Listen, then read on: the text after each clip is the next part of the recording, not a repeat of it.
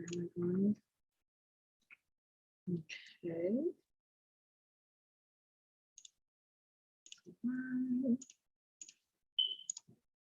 Hello, everybody. How are you? Let me see. I'll go to my live stream studio real quick. Let me know if you can hear me and let me know how you are doing today.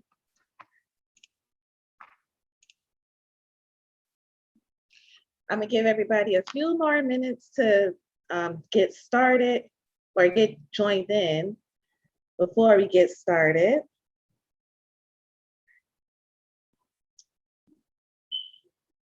Okay. I might have to, let me know if you can hear me. Oh, snap. Hold up. 1 second. Getting this software to work was so irritating, but I think I got it. And I can't see the chat. So, hold on. I think I got it.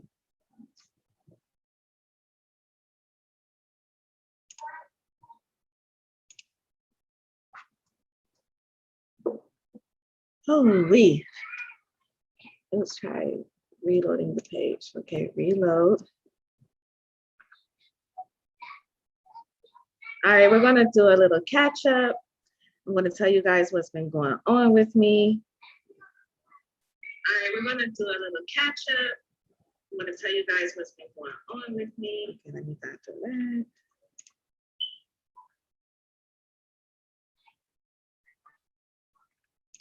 All right, so I know some people have tried to look at my previous live streams. They weren't working well.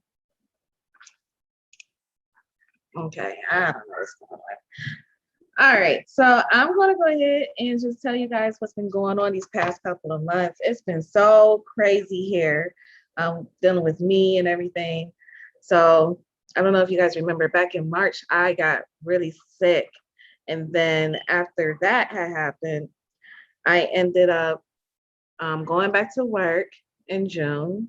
And so dealing with that, dealing with the kids and everything with family and, you know, really trying to figure out the right direction of my business. And I'm the type of person that wants everything to go right. And if it's not going right, I have to stop everything that I'm doing and reevaluate everything. So that was going on. And then in July, I got my tooth pulled out. Horrible situation. So I had this big lump and I'm still dealing with the pain in my tooth. So I got to go get that reevaluated. So that was going on. And then I think the steroids I was on, and I just basically got off of them last week, caused like a bad allergic reaction. I was going through it, y'all. Really going through it. So that was going on, and yeah. But I'm here, I'm back. I'm like, I need to get back on to what I really love, is being on YouTube and sharing my knowledge with everybody and just making sure everybody is on the right path with their NACA, their financial journey, all the, you know, personal stuff you have going on. Okay. Tamika, you said, hello, did you get submitted? Yes. So Tamika, I actually, if you're talking about NACA, yes, I am submitted. I'm living in my NACA home right now. I've been here for over a year. So I think that's what you're asking. Let me know if that's right. If not, I'm sorry. Yeah, so hello, did you get submitted? So I do want to answer your questions, and I do have some people that were submitting questions through the email. So you say, yes, congratulations, thank you. Yeah, I'm telling you, being in my home has been so relieving, but I'm not going to tell you guys that the NACA process is easy. There are some struggles, and I do want to go through some of these struggles with you all. There are a couple of people from this past week that are going through the similar issues that I was going through with the roadblocks and, try to meet with your counselor, just getting a hold with your counselor, their supervisor. I know it's not easy. So what I want to do is like share these questions real quick, and then I'll answer them. And then I'll give you guys like some tips on what you can do. And I'm not going to share these names. I want to keep people's information private unless they feel comfortable with me sharing. Okay. So this first one, she says she's definitely going through a roadblock, as I previously mentioned, with her MC and getting anyone from NACA services to contact her after a missed appointment on the counselor's end. She followed instructions from the website in trying to get her file escalated, but that has not helped and may have made things more difficult. I am a part of the NACA Facebook page and hear so many positive stories, which is great. And I always wonder what area they are in. If you are wondering what area I'm in Cleveland, Ohio, or Northeast Ohio. She said she's not sure how successful the program is in her area. So if you are on here, Vita, if you can tell me where you're located, that would be very helpful. If not, you probably want to do research in your area. She said she started this process last year around this time and was hoping to get her file submitted when the meeting was missed. No one is returning her calls or emails. Thanks. If you have any suggestions, please let me know. I would like to be clear if this is a paid service. So I want to clear that up about if my service is a paid service. If I read your question on live, it's free. Okay, so if you want free counseling or not counseling, but advice, if I read it on live, it's free. If you want like a private consultation, then there's a link in my description box and you can click that, fill out the form. Let me know if you want it to be read live or if you want to go to private consultation through email or through phone or through Zoom. Also, let's see, when it comes to you going through the roadblock with your MC, if you try to escalate it through NACA, calling the member services is not always going to help you. What you're going to have to do is call the NACA office that you're at. Talk with the receptionist and see if you can either get transferred to your counselor or to your counselor supervisor. Me personally, I was on the verge of a breakdown, okay? I was about to act a fool, right? So I was really close to closing, and NACA, the underwriting process, they basically threw this whole wrench in the system to basically make me pay a whole bunch of money for my medical bills. I'm just going to tell y'all how much it was. It was $11,000. I had to get money from different sources, different savings accounts that I had, so I can go ahead and pay all of that off. So I always thought like medical debt shouldn't be counted towards certain stuff. And on top of that, I was paying on my medical debt. So why I had to pay it off completely, I don't know. So I had to go through that big loophole with that. And while I'm getting that corrected, my counselor goes ghost on me. Now I'm trying to close up this loophole with the financial situation and close at the same time. The seller is threatening to drop me because we're going past my closing date. And I had already paid like $11,000 for this medical debt. I paid towards my inspection. I had to pay for 3 inspections. One was the first inspection, and he came out and said all this other stuff needed to be done by the seller. And I had to get an engineer out here to basically say that one of the walls in the basement was not moving. So I had to pay like $300 for that inspector to come out. And then I had to pay for the inspector to come back out to re-inspect everything that the seller had fixed. So I already paid down, and I put my earnest money up too. So you do have to prepare for earnest money. That's just basically showing like, oh, this is my good graces that I'm going to do right on the side of my contract. So I had to go ahead and pay $600, I think, towards that.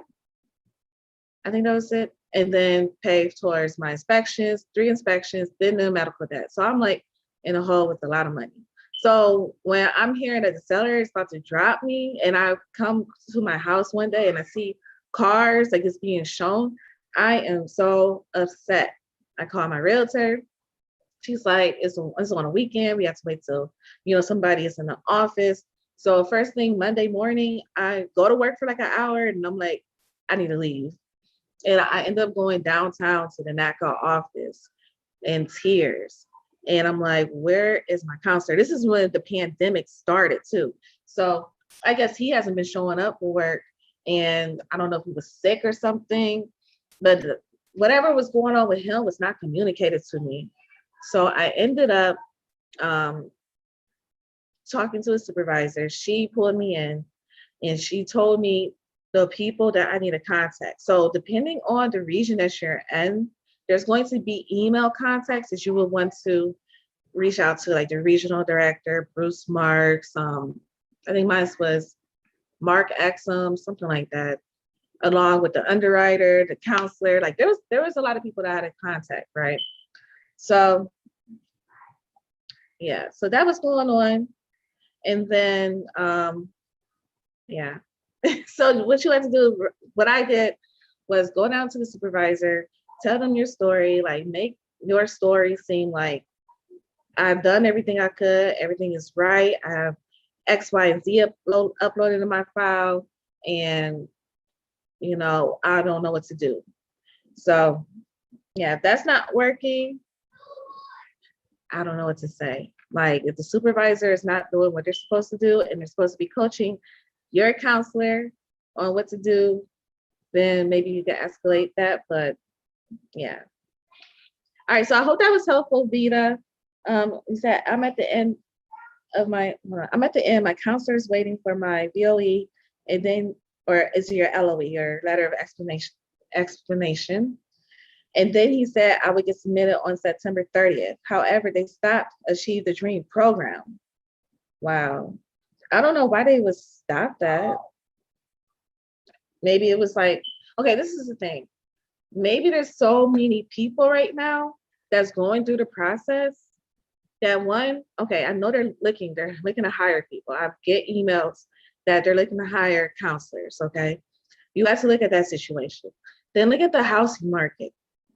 I don't know what's going on with these interest rates or not the interest rates, but the house prices are going up and these investors are buying them up so fast. Like, honestly, if I was in the market to buy a home, I would wait because it's too much going on. You will be paying too much money for the amount of house you're getting instead of just finding out the right way to utilize your resources. So I would, play it safe. But if you are in a situation where you want a house, no matter how much you are going to pay for it, then go ahead and do it. But maybe there's something else going on where they just don't have enough of people to run the program. You got to look at how much people are getting paid. And I mean, they do get some bonuses. I know some MCs get bonuses. I'm not 100% sure how much that bonus is because I was going to go ahead and try to become a counselor, maybe like even on a part-time basis, but I don't know. Don't know yet. Hey, Charlie, how are you? Hope you're having a wonderful weekend. But yeah, one thing you can do to speed up your process for your file is make sure everything is in order from your credit to your letter of explanations. If you have any debt, like that can slow down the process. The medical debt that was found when they were doing their process, the underwriting process, they were looking at all my bank statements and they saw that I was making payments to the creditor where the debt was being held with. They're like, where's this $50 going to every month? And I was like, that's for medical bills, whatever. They're like, oh, you didn't say that. So that was about to stop the process. So make sure you're being all the way transparent with everything in your finances, okay? Amber, you said, hi, how are you? I hope you're having a wonderful day.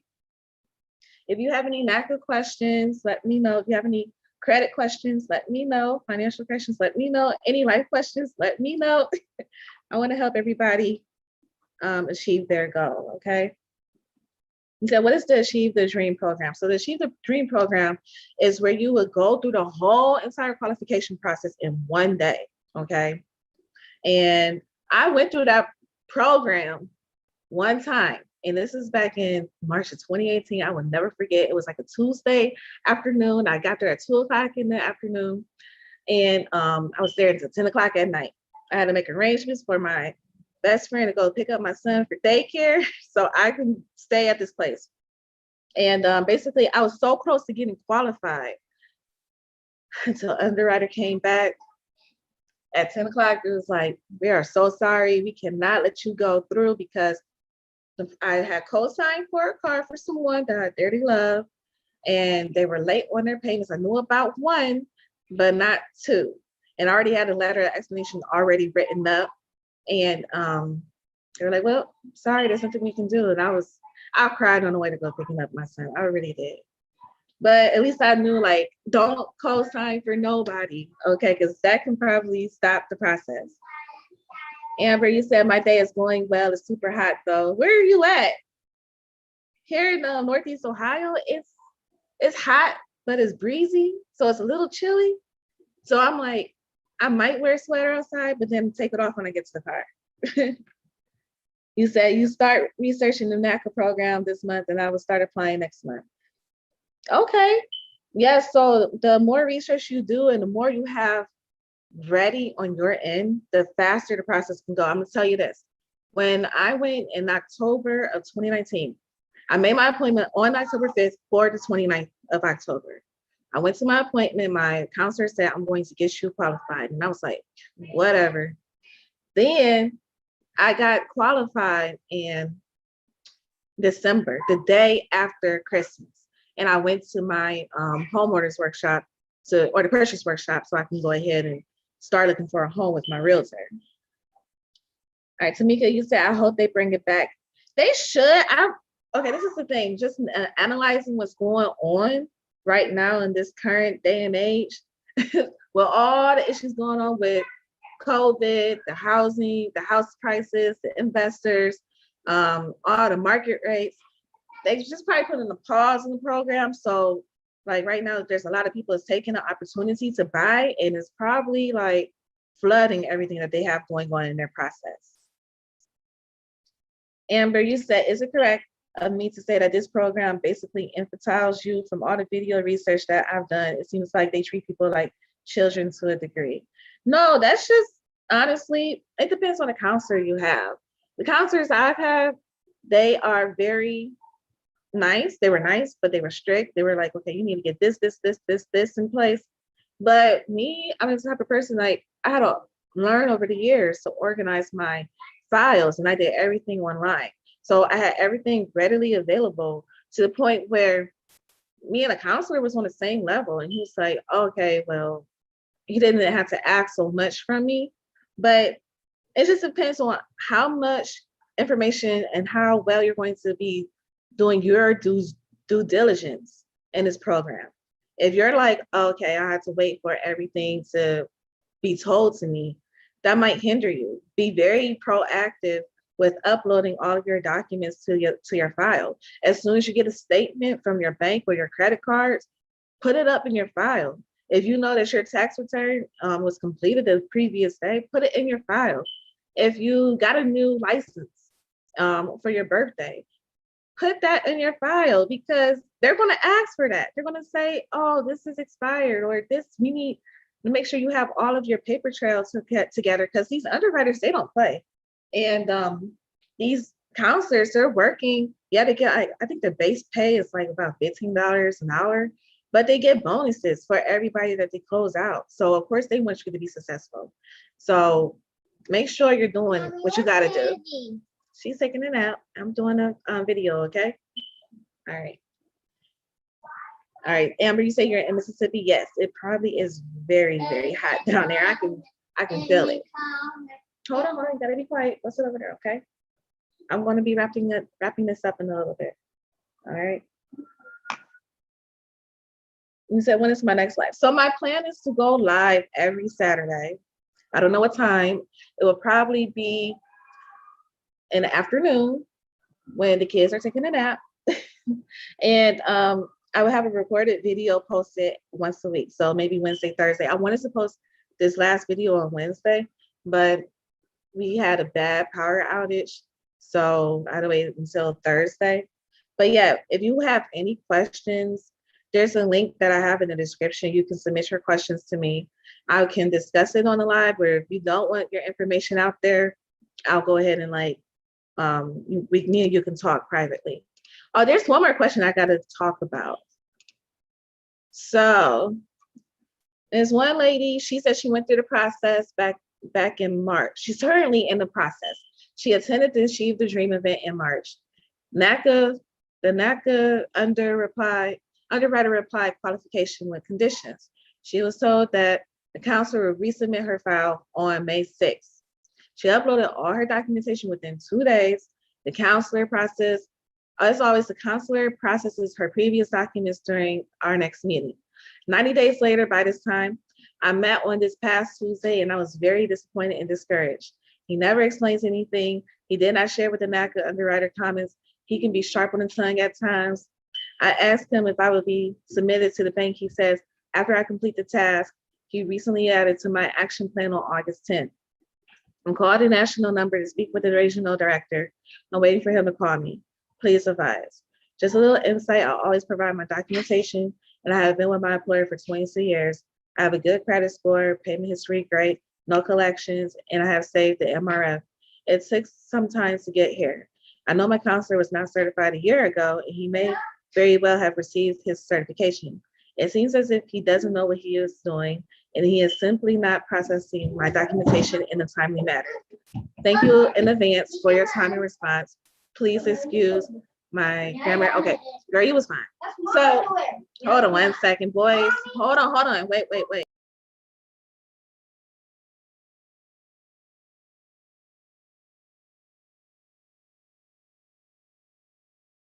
My bad. So, honestly, you're talking with the regional director, and I believe you sent this out on Friday, yesterday.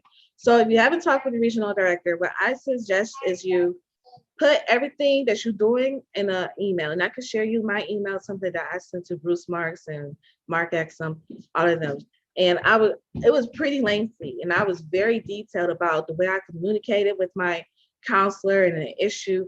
You have to be very stern about and very strict about what you're saying in these emails so that they know, okay, this lady is not playing and she's about her business, and we need to make sure she is satisfied. Because if you're like, I would just say be persistent, be like a bugaboo, okay? But really, that one email really got things working on my file. So I can share that with you in a private consultation, because that email got things back on a roll for me. Okay. Amber, you said besides the videos, I haven't sat down and read my NACA packet yet, so I don't have a lot of questions yet. I saw that you were live and dropped by to say hello and see when you would be on next. Okay, Amber, well, whenever you do have some more questions, I'll be here for you. But that NACA packet is going to help you out with the workshop, everything that you learn with the workshop and what's going to be expected of you and of your counselor when you go through the process. But yeah, back to the email question. Oh, you're very welcome. You're welcome, Amber. I would just go ahead, make sure you have everything. Keep doing what you're doing. Tell them exactly what you told me in this email. And sometimes people are very delayed with their voicemails. Me, that's like how I am with voicemails with an email, and it's like showing like it's urgent, something needs to be done ASAP, and you mention their names, the boss's names, like you kind of want to tattletale on the person that you're working with. So just be very straightforward about what's going on, what's your process, and making sure everybody is aware that you want to go for it and that you are not playing games about this. Hey, how are you? How's everything? I know you was going through the NACA process too. Tell me, how's everything going for you? Kendall, you silly. All right. He said, hey sis, I'm late, but I'm here. Oh, new baby on the way. Well, congratulations to your sister. I know that baby's gonna be spoiled. No, Kendall. I'm in the video, okay? I'm about to wrap it up shortly. just making sure I have everybody's questions answered. But yeah, just make sure you reach out to those people so you guys can get on with the process. But make sure you got everything in order before you reach out to these higher level directors and owners of the program, because I want you to make sure you're not making a fool out of yourself. I know you're not going to make a fool out of yourself, but make sure you're doing everything in your power to move forward in the process. Okay. You said, Tamika said, what was your biggest setback before getting submitted? And after your, okay, so my biggest setback before getting submitted was nothing. I had everything in order. Basically, my counselor was asking me to submit files, and that was about it. Oh, you know what? I did have to do some letters of explanations. One, my name, my last name, on some of my credits reports were not up to date, so I had to write a letter explanation for that. Another thing is I had a lot of transfers coming from my Cash App, because I would do a lot of stuff for people, or people would send me money. And so I had to transfer that into my bank account. And I was doing a lot of transferring from my bank account to Cash App. And they were wondering what that was for. And I had to like itemize, okay, this was for when I did an errand for my mother. This was for the kids' medication. This was for, like, I had to really list everything out. So be very mindful of tracking your transactions from your bank accounts, everything that's leaving your bank account that's not really something's traditional, like a utility bill or gas, food, stuff like that. And you said, and after you were submitted, how long did it take to get submitted? So my file was submitted, I want to say about December 2nd, it was submitted, and then I was qualified on December 26th, the day after Christmas. So it took about 20 days to get submitted, but me personally, this is my thought process. I was like, oh, you know, if I get qualified, I get qualified. If not, no, I'm not going to care. I'm not going to put myself in a place where my hopes are going to get up high to get a house, and then something happens, then I'm upset again. So I wasn't even thinking about it until I got the call the day after Christmas. I was sitting down, and you know, the day after Christmas, I'm not doing anything. I'm still in my pajamas at 3 o'clock in the afternoon. And they're like, oh, you're qualified. And I'm like, oh, okay. And then, oh, the right connection. She said, thank you. I'm gonna try to have that video up tomorrow. Okay, I'm gonna be stopping by. Another thing for channel updates real quick is, because the way my schedule is, I have to do Wednesdays and Saturdays to play playlists, you know, to help you guys with your watch hours and to leave comments and catch up on everything. But I really want I want to really help you get your watch hours up. So that's why I really want to commit to playing playlists. Okay. And you said, how close on your house? Tamika, you said close on your house. So how long did it take for me to close on my house? So I found my house January 11th. And so it took a few weeks for it to go through inspection, and then the whole medical bill hookup issue. Basically, I closed on March 27th, it was. Let me double check. It was a Friday that I closed.